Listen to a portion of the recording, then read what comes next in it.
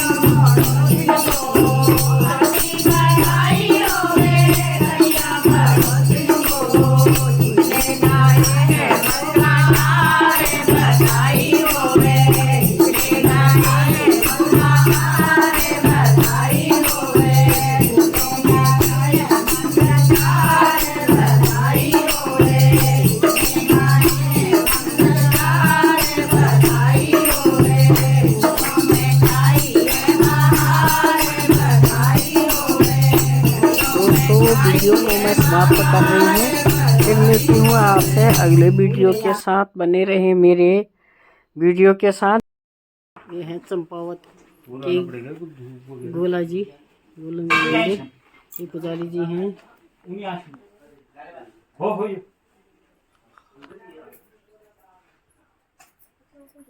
अच्छा, ये अंदर ना उधर तक जाते ही। हाँ, चढ़ा दिया। ये मंदिर है। आप बाहर के बारे में, गोलजू के बारे में बता देंगे मेरे को। गोलजू के? हाँ, मतलब उनका जन्म के बारे में। बस्सू को अब कैसे होगा, वहीं रह लो। हाँ, ठंडी जाते मक्खी पड़ेंगी। जरा बता दीजिए गोलजू के बारे में। हाँ, राजू झालर राय के जी 8 रानियां थी जी। तो 7वीं से तो कोई संतान नहीं थी।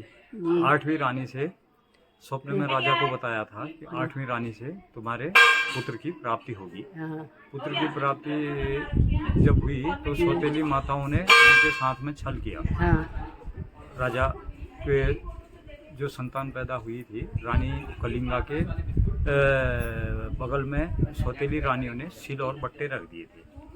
जब सिल और बट्टे रखा तो राजा को बड़ा अचंभा हुआ कि 8वीं रानी को पुत्र होने का वरदान तो दिया था, मगर पुत्र के बदले में ये सिल और बट्टे हुए हैं। हाँ हाँ हाँ। तो राजा बड़ा अचंभित हुआ। हाँ राजा अचंभित हुआ तो 7 रानियों ने जो छल किया था, हाँ तो उनको बताया गया था कि तुम्हारे जो पुत्र होने का रत्न प्राप्त किया था आपने, ये जो है सिल और पट्टे हो रहे हैं। रानी की आंखों में पट्टियां बांधी। जब रानी की आंखों में पट्टी बांधी तो सिल और पट्टे रानी के बगल में रख दिए थे। तो बक्से में बंद करके राजा के पुत्र जो प्राप्त हुए थे उनको बक्से में बंद करके उनको काली नदी में बहा दिया था। काली नदी में बहते बहते वो बक्सा तैरते तैरते गोरी नदी में आया, जिससे इनका नाम गोरिया पड़ा। हाँ, इनके अनेक नाम है। और इनका जो बक्सा उनने निकाला था, ये भाना धीवर ने, तो भाना धीवर ने ही इनका पालन पोषण किया। कुछ वर्षों तक उनने पालन पोषण किया। उसके बाद फिर जो था उनने कहा कि मुझे अपने माता पिता से मिलने जाना है। तो राजा ने वो क्या बोलते हैं, ये भाना धीवर ने उनके लिए एक बालहट में एक लकड़ी का घोड़ा बनाया। कहा मैं इसमें बैठ के अपने माँ बाप के पास धौली धुमाकोट जाऊंगा। तो वो लकड़ी का घोड़ा था, बालहट में बना तो दिया। उन्होंने कहा बच्चा खेलेगा इससे। खेलने के लिए जैसे वो खेलने लगे तो गोलजू एक अवतारी बालक थे, उनने जो है घोड़े में प्राण डाल दिया और घोड़े में बैठ करके धौली धुमाकोट चले गए। धौली धुमाकोट जब गए, ये कितनी दूर हुआ धौली धुमाकोट? धौली धुमाकोट नेपाल में। फिर उसके बाद में जहाँ पर ये इनने अपने घोड़े को रोका तो कहा रानियों से, वहाँ 7 रानियां सौतेली माताएं जो थी, इनकी पानी भर रही थी जलाशय के पास में ही। राजा को जैसे ही पता लगा तो गोलजू ने बताया कि मुझे अपने पिताजी के पास, राजा झालराय के पास मिलने जाना है। तो रानियां हंसने लगी कि ये काठ का घोड़ा पानी पीने की बात कर रहे हो बालक, अभी तुम अबोध हो, तुम्हें इतना ज्ञान नहीं है, लकड़ी का घोड़ा पानी नहीं पीता है। तो वहाँ पर गोलजू ने उनको एक सटीक उत्तर दिया कि अगर लकड़ी का घोड़ा पानी नहीं पी सकता है तो एक माँ भी सिल और बट्टे को जन्म नहीं दे सकती है। तो रानियों को थोड़ा संशय हो गया अपने किए हुए करने पर कि यार ऐसा तो हमने किया था, इस बालक को कैसे पता है। तो वो थोड़ा सा किनारे हुए और गोलजू ने अपने घोड़े को पानी पिला करके जो है अपने पिताजी के पास चले गए। जैसे ही राजा झालराय के दरबार में पहुंचे तो उन्होंने उस काठ के घोड़े को रोक करके कहा कि मेरे को राजा से मिलने के लिए अनुमति दे दो। तो दरबारी ने कहा हम पहले राजा को सूचित करते हैं। राजा ने कहा कौन है मिलने के लिए, कौन आ रखा है? तो कहा कि आपका पुत्र होने की बात कर रहा है और कह रहा मैं राजा झालराय का पुत्र हूँ। जैसे ही उनने अपने पुत्र होने की बात करी तो उनने कहा मैं स्वीकार तो तब करूँगा जब मेरी माँ के स्तन से दूध की धार मेरे मुंह में जाएगी। तो मैं उनका पुत्र कहाऊंगा और राजा भी तभी मेरे पर यकीन करे। जैसे उसके उस पर दृष्टि पड़ती है माँ की, बालक पर, तो दूध की धार जो है बालक के मुंह में जाती है। तब से ये हमारे दूधाधारी देव कहलाए। और राजा झालराय के बाद इन्होंने जब शिक्षा ग्रहण करी, शिक्षा ग्रहण करने के बाद गुरु गोरखनाथ जी के पास में शिक्षा ग्रहण करी। शिक्षा ग्रहण करने के बाद यहाँ पर एक जटिया मसान जो था वो बताते हैं कि बलि ले लेता था, आदमी के चलते फिरते बलि ले लेता था। तो गुरु गोरखनाथ जी के यहाँ ये जब शिक्षा ग्रहण कर रहे थे तो नागनाथ जी का यहाँ पर राज था। उन्होंने कहा मैं वृद्धावस्था में हूँ, ऐसा कोई बालक है जो इस राक्षस का अंत करे। तो उनके कहने पर गुरु गोरखनाथ जी ने इनको यहाँ भेजा। इनने उस राक्षस का अंत किया। उसमें भी इन्होंने न्याय की ही बातें करी। उन्होंने कहा मैं इसका अंत ऐसे नहीं करूँगा, मारूंगा नहीं, ये पराजित करूँगा इसको। जब मैं कहूँगा, जहाँ मैं चलूँगा, जो इसका भोग होगा उसको मैं दिलाऊँगा। तो ऐसा ही इन्होंने दिलाया। तो नागनाथ जी ने इनको फिर चंपावत में अपनी राजगद्दी संभालने के लिए इनको जब आमंत्रित किया तो इनने कहा नहीं, मैं तो स्वतः राजा का पुत्र हूँ, मुझे राजगद्दी नहीं चाहिए, मैं न्याय के लिए अवतरित हूँ, मैं जहाँ जहाँ जाऊँगा वहाँ जगह जगह न्याय की चौपाल लगाऊंगा। ऐसे ही चंपावत में इन्होंने प्रथम दृष्टया न्याय की चौपाल लगाई। जहाँ जहाँ गोली गई वहाँ पर इन्होंने अपनी न्याय की चौपाल लगाई। और काठ का घोड़ा ही इनकी सवारी था। आज भी हमारे उत्तराखंड में ही अनेक जगह के लोग यहाँ पर आते हैं, न्याय की गुहार लगाते हैं, उनको न्याय मिलता है। और साथ ही हमारे कुल पूजी देवता हैं। और मैं बार बार अपने गुरुजी के चरणों में शीश झुकाकर यही कहता हूँ कि गुरुजी सबकी प्रार्थना सुनो। और हमें तो आपने ऐसा मौका दे रखा है जो हम आपके दरबार में एक कर्मचारी के तौर पर साफ सफाई भी करते आए हैं, मगर सबकी सुनो और सुनते भी हैं। लोग मन्नतें लेके आते हैं बड़ी दूर दूर से। अब तो यहाँ तक कि बाहर के लोग, विदेशी पर्यटक भी यहाँ पर अपने दृढ़ विश्वास के साथ आते हैं और उन विश्वासों का फल यहाँ पे पाके जाते हैं। अच्छा, इनका जन्म नेपाल में हुआ था। नेपाल से के अच्छा, धौली धुमाकोट में। बहुत बहुत धन्यवाद आपका। क्षेत्र ही पहले नेपाल में हुआ करता था। अच्छा, हाँ, सारे देवी देवता हमारे पांडवकालीन है। सारे विभाजन से पूर्व में ये नेपाल का ही माना जाता था। महाकाली अंचल से उधर नेपाल, इधर इंडिया। बहुत बहुत धन्यवाद आपका। आपने हमको गोलजू की इतनी बड़ी कहानी सुनाई, कथा सुनाई, और गोलजू की कृपा सब पर बनी रहे। और हम गोलजू से माफ़ी मांगते हैं। हमसे जो भी अपराध हो गया, जो कुछ भी अनजाने में, अनजाने में, तो गोलजू हमें क्षमा करे। अपराध के लिए ही हाँ, कि हमें क्षमा करें भगवान। और हम कुछ नहीं जानते हैं, अज्ञानी हैं और नियम कानून कुछ भी नहीं जानते हैं, इसलिए आप हमें माफ़ करें।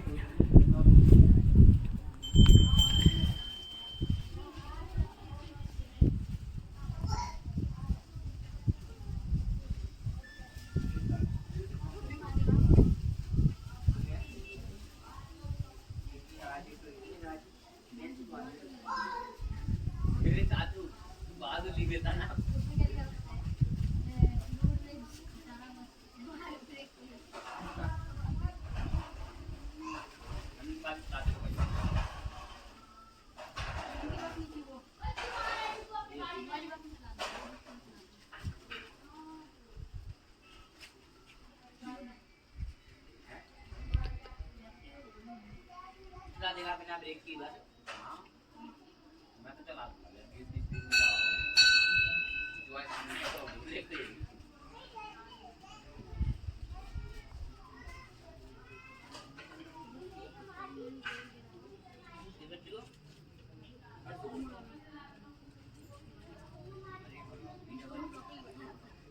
ये है गोलजू की कहानी। यहाँ पर समाप्त होती है गोलजू।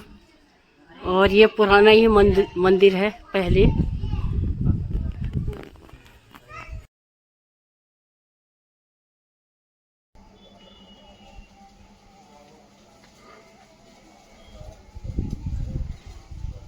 तुम ऐसे बनाओ, हमारे को हटा दो।